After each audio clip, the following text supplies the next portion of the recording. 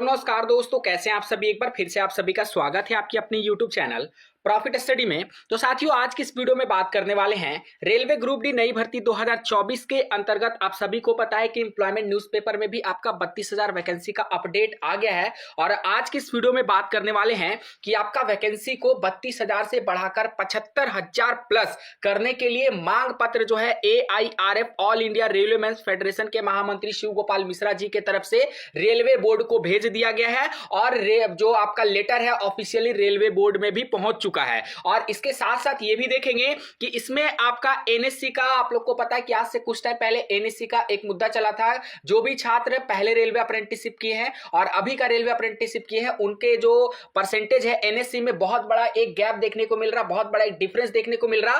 तो marks equalisation का भी फैक्टर यहां पे आने वाला टाइम में आप लोगों को देखने को मिल सकता है। इसके बारे में भी अपडेट आज की इस वीडियो में देखने वाले हैं। तो चलिए वीडियो की शुरुआत करते हैं। इससे पहले जितने कैंडिडेट चैनल पे फर्स्ट टाइम है सब्सक्राइब नहीं किए, फटाफट करके सब्सक्राइब कर दीजिएगा रेलवे भर्ती के पल पल की अपडेट के लिए। इसके साथ साथ डिस्क्रिप्शन में आपको टेलीग्राम ग्रुप, व्हाट्सएप ग्रुप का लिंक मिलेगा, जरूर से ज्वाइन कर लीजिएगा। हर तरह का लेटेस्ट इंपॉर्टेंट अपडेट कंटिन्यू आपको वहां पे देखने को मिलते रहता है। आप लोगों ने अगर अभी तक टेक्स्ट बुक पास प्रो नहीं लिया है तो टेक्स्ट बुक की तरफ से ईयर एंड का ग्रैंड फिनाले सेल लाइव हो चुका है और इस सेल में आपको एक ईयर का पास प्रो मिलेगा सिर्फ और सिर्फ 307 रुपए में। अगर एक्स्ट्रा बेनिफिट और लेना चाहते हो तो आप यहाँ पे PRFT कूपन कोड का यूज करोगे तो इंस्टेंट आपको 12% का डिस्काउंट मिलेगा। क्योंकि साथियों, आप लोग को पता है सिलेक्शन लेने के लिए यहाँ पे मॉक टेस्ट कितना जरूरी है और जितना ज्यादा से ज्यादा प्रैक्टिस करोगे उतना ज्यादा से ज्यादा आपका संभावना बनेगा कि आपका चाहे रेलवे ग्रुप डी हो, आने वाला टाइम में ALP का वैकेंसी आने वाला, फिर से टेक्नीशियन का वैकेंसी आने वाला, जेई का वैकेंसी आने वाला है। तो रेलवे की किसी भी भर्ती की एग्जाम की तैयारी करो तो मॉक टेस्ट लगाना आप लोगों के लिए बहुत बहुत ज्यादा जरूरी है। तो इसके लिए पास प्रो का मौका मिल रहा है लेने का 307 रुपए में। कूपन कोड PRFT जरूर यूज करिएगा ताकि आपको इंस्टेंट 12% का डिस्काउंट मिल सके। डिस्क्रिप्शन में आपको लिंक दिया गया है, क्लिक करके जल्दी से जल्दी पास प्रो ले लीजिए। तो देखिए साथियों, अभी बात करेंगे तो AIRF all India railway men's federation, जिनका अभी अभी यहाँ पे इलेक्शन जो है चुनाव हुआ था और चुनाव में भारी बहुमत के साथ इनका पार्टिकुलर मतलब ये लोग जीते हैं। तो अभी इन लोगों का संगठन बहुत मजबूत है, चाहे हम बात कर ले AIRF का या फिर NFIR का, ठीक है। तो ये सब चाहे तो रेलवे बोर्ड पे प्रेशर बनाकर भर्ती को आराम से बढ़ा सकते हैं और पार्टिकुलर AIRF जो है इसी वे में काम भी कर रहे हैं। आज से कुछ दिन पहले इनका एक वीडियो भी निकलकर सामने आया था जिन्होंने बताया कि अगर भर्ती को नहीं बढ़ाया जाएगा तो हम उनका पूरा का पूरा विरोध करेंगे, ठीक है। तो अभी एक जो लेटर है वैसे ही निकल के आ रहा अखिल भारतीय रेल कर्मी महासंघ की तरफ से, जो AIRF का एसोसिएशन है। और AIRF के एसोसिएशन में बहुत पावर होता है, ये आप लोग को अभी नहीं पता होगा, क्योंकि जितना भी इंटरनल नोटिस वगैरह आता है, जितना भी रेलवे भर्ती को लेकर कोई नया पॉलिसी बनाता है, भर्ती को लेकर कोई नया कानून बनाता है या फिर कोई पॉलिसी को पारित करना रहता है, उसमें AIRF का जो फेडरेशन का सहभागिमती भी बोल लीजिए या फिर इनका जो हस्तक्षेप उसमें रहता है, जब तक ये लोग अप्रूवल नहीं देंगे वो सब भी पारित नहीं किया जाता है रेलवे बोर्ड की तरफ से। मतलब ये लोग एक अहम भूमिका निभाते हैं रेलवे बोर्ड का कोई भी पॉलिसी निर्माण में, भर्ती का निर्माण में, ठीक है। और इनका काम ही है, AIRF का काम ही है या फिर NFIR का काम ही है कि जो भी रेलवे बोर्ड के लिए उचित हो, रेलवे के लिए उचित हो, चाहे वो भर्ती को बढ़ाना हो या फिर कोई ट्रेनों का संचालन से रिलेटेड हो, इंप्लॉय के हित में जो भी कार्य हो, वो सभी का देखरेख पार्टिकुलर फेडरेशन के द्वारा किया जाता है। तो इनके द्वारा ही एक लेटर जो है आपका 23 दिसंबर 2024 के डेट में निकलकर सामने आया है, जो AIRF के महामंत्री शिव गोपाल मिश्रा जी ने रेल भवन new Delhi ministry of railway को भेजा है। और इसमें आपका देखिए क्या बोला गया है कि नई शुरू की गई परिसंपत्तियों और ट्रेनों के रखरखाव के लिए अतिरिक्त पदों के सृजन की तत्काल आवश्यकता है। मतलब एकदम अर्जेंट बेसिस पे, क्योंकि आप लोग को पता है कि सबसे ज्यादा कर्मचारियों की कमी है तो आपका मिनिस्ट्री ऑफ रेलवे में ही है, रेलवे डिपार्टमेंट में ही है, ठीक है। लाखों के लाखों पद यहाँ पे खाली है, फिर भी मिनिस्ट्री ऑफ रेलवे वैकेंसी निकालता है 32,000। किस वे पे निकालता है आज तक इसका कैलकुलेशन किसी को भी समझ में नहीं आया। अब देखिए, हालांकि यहाँ पे बहुत सारे मुद्दों को पहले यहाँ पे बताया गया है तो हम इन सभी मुद्दों को नहीं देखेंगे, सीधा हम यहाँ पे स्क्रॉल करके नीचे बढ़ेंगे। ये जो लेटर है हम आपको टेलीग्राम में भी प्रोवाइड कर देंगे, ठीक है। यहाँ पे स्क्रॉल करके नीचे बढ़िएगा तो देखिए यहाँ पे आपको देखिएगा, यहां से आप लोग देखिए यहां से क्या बताया गया कि यह भी ध्यान देने योग्य है कि रेलवे बोर्ड ने 17 दिसंबर 2024 के पत्र संख्या, ये आपको बताया गया लेटर नंबर है, के माध्यम से हाल में केंद्रीकृत रोजगार सूचना के तहत लेवल 1 पदों के लिए केवल 32,438 रिक्तियों की अधिसूचित किया है।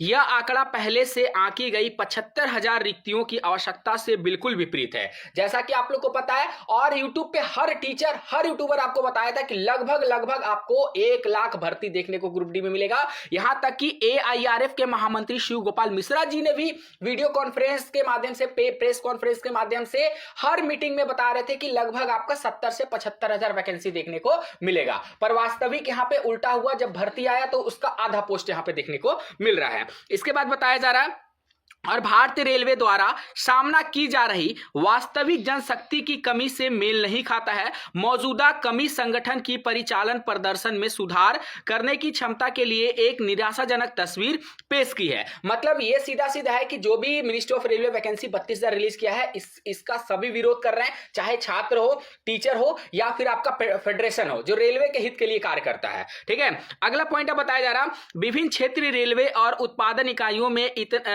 1.5 लाख से अधिक रिक्तियां मौजूद है। देखिए यहां पे ऑफिशियली बयान आ रहा, all India railway man federation की तरफ से ऑफिशियली बयान आ रहा कि 1.5 लाख से अधिक पद रिक्त हैं। यह स्पष्ट है कि केवल 32,438 पदों को भरना जनशक्ति संकट को दूर करने के लिए पर्याप्त नहीं होगा। आए दिन जो यहां पे रेलवे का एक्सीडेंट हो रहा है, ठीक है, इसको पूरी की पूरी सुचारू रूप से चलाने के लिए, रेलवे को फिर से पटरी पे लाने के लिए जो कर्मचारियों की कमी है, सबसे पहले उसको यहां पे सही करना होगा। और वो सही कैसे होगा? जो पर्याप्त मात्रा में सीट खाली है रेलवे के पास, उसको पर्याप्त मात्रा में अगर वो रिक्रूटमेंट करता है तो जाहिर सी बात है, अब आप ही सोचिए ना कि कहीं पे 100 लोगों का काम है और ये जो 100 लोग हैं वो उनके जगह पे मात्र यहाँ पे रेलवे जो है 50 लोग दे रहा है या फिर यहाँ पे 40 लोगों से काम करा रहा है, तो जाहिर सी बात है कि इन लोगों पे वर्कलोड बढ़ेगा। और जब जहां पे वर्कलोड बढ़ने लगता है ना, वहां पे काम तो होता है पर वो क्वालिटी नहीं हो पाता है, जो पर्टिकुलर जितने पर्सन की आवश्यकता होती है उसके अनुसार जो क्वालिटी मिलता है। ठीक है, तो यहां पे उन्हीं चीजों को बताया जा रहा है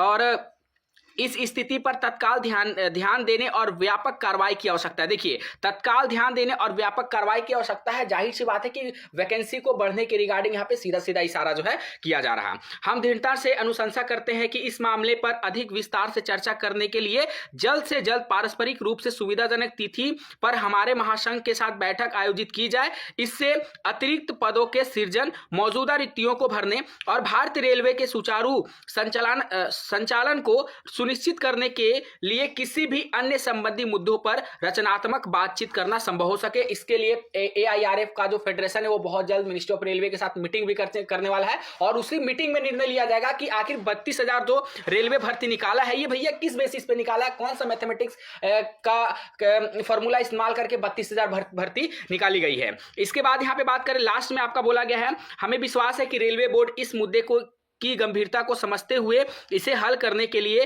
त्वरित निर्णायक कार्रवाई करेगा। आपके समय पर हस्तक्षेप और सकारात्मक प्रतिक्रिया की हम तहे दिल से सराहना करते हैं। और उसके बाद यहाँ पे आप जब स्क्रॉल करके नीचे बढ़िएगा तो एआईआरएफ के महामंत्री शिव गोपाल मिश्रा जी की तरफ से ये जो लेटर है रेलवे बोर्ड और आवश्यक कार्रवाई हेतु, मतलब मोस्ट अर्जेंट नोटिस पे इसको ट्रीट किया जाए। ये था पहला भर्ती को बढ़ने की 50। देखिए साथियों, 100% ये कंफर्म मान के चलिए कि भर्ती बढ़ेगा ही बढ़ेगा। 32,000 ये किसी भी तुक पे यहाँ पे सही फिट नहीं बैठ रहा। 32,000 भर्ती में क्या होगा, क्या सीसीए वाले बच्चे करेंगे, क्या 10th वाले करेंगे, क्या आईटीआई वाले करेंगे। कंपटीशन लेवल ऐसे भी पीक पे पहुंच चुका है, आप लोगों को पता है। अब बात करते हैं सीसीए वाले बच्चों के लिए। तो देखिए साथियों, एआईआरएफ की तरफ से कुछ टाइम पहले एक बयान आया था, जिसमें हालांकि एक तरफ से देखेंगे तो वो बयान सही भी है, एक तरफ से देखेंगे तो वो बयान गलत भी है। पर आप हमको जो भी है कमेंट सेक्शन में मेंशन करके बताना कि क्या ये करना सही रहेगा या फिर गलत रहेगा। एआईआरएफ की तरफ से कुछ टाइम पहले वीडियो कॉन्फ्रेंस के माध्यम से यहाँ पे एक अपडेट आया था कि जो पुराने वाले सीसीए बच्चे हैं, ठीक है, और जो नए वाले सीसीए बच्चे हैं, उनमें बहुत ज्यादा मार्क्स का गैप देखने को मिल रहा। ये गैप क्यों देखने को मिल रहा? पहले क्या होता था, रेलवे अप्रेंटिस में आपका एग्जाम होता था, ठीक है, थ्योरी एग्जाम होता था पहले, जो आज से लगभग जब स्किल इंडिया नहीं आया था, आप बात कर लीजिए 18 में, 19 में, 20 में, उस टाइम आपका क्या होता था कि थ्योरी एग्जाम होता था, जिसमें छात्र उतना ज्यादा स्कोर नहीं कर पाते थे। ठीक है, मुश्किल से मुश्किल यहां पे 60 जाता था, 65 जाता था, या फिर फिर 70 जाता था। इससे ज्यादा आपको छात्रों का देखने को नहीं मिलेगा। जब पहले आपका स्किल इंडिया से पहले जब स्किल इंडिया आया तब क्या हो रहा है कि छात्रों का सिर्फ प्रैक्टिकल एग्जाम लिया जा रहा है। वो भी प्रैक्टिकल एग्जाम किस बेसिस पे, बस खाना पूर्ति किया जाता है, फॉर्मेलिटी के बेस पे एग्जाम लिया जाता है, जिसमें छात्रों का जो नंबर है यहां पे 90 से लेकर 100 के बीच में नंबर देखने को मिल रहा। मैक्सिमम कैंडिडेट का जो नंबर है 90 से 100 के बीच देखने को मिल रहा। तो आप तो इन लोगों का तो थ्योरी एग्जाम होता नहीं है, प्रैक्टिकल के बेस पे इन लोगों का नंबर दिया जाता है। तो वही पुराने स्टूडेंट जो है पर्टिकुलर AIRF को एक लेटर लिखे थे जिसमें सारी समस्याओं का विवरण किया गया था। तो AIRF की तरफ से अपडेट आया था कि हम कोशिश करेंगे मिनिस्ट्री ऑफ रेलवे से बात करके कि जो भी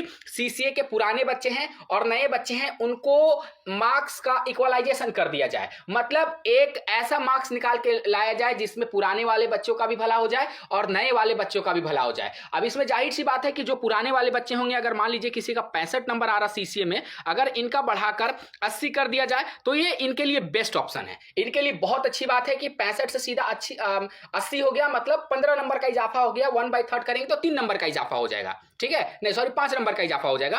पर वैसे बच्चे जिनका रेलवे अप्रेंटिस में 99 है, अगर उनको उठाकर 80 पर ले जाया जाए तो क्या यह संभव है, क्या यह उचित है? क्योंकि जो जिस समय सिचुएशन था उस समय के अनुसार रेलवे पर्टिकुलर पुराने कैंडिडेट को नंबर दिए।